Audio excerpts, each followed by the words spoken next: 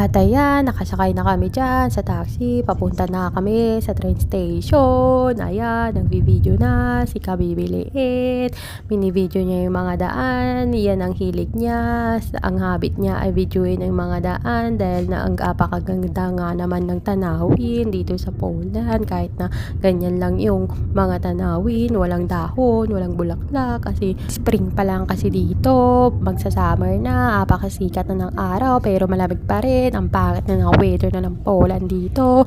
Ganyan yung harap ng train station. Hindi maganda. So, ayan. Nasa train station na pala kami. Nakasakay na pala kami. Apakabilis nga naman. O, tignan mo nga naman. O, bigla na lang na magic. O, diba? Apakagaling nga naman ng train station. So, nakasakay na kami dyan sa train. Ayan. Nagmamaganda at nagpapakyut na naman ang kabibi nyo. Pagpasensyahan nyo na. Ganyan lang yan. O, diba? Umaaura.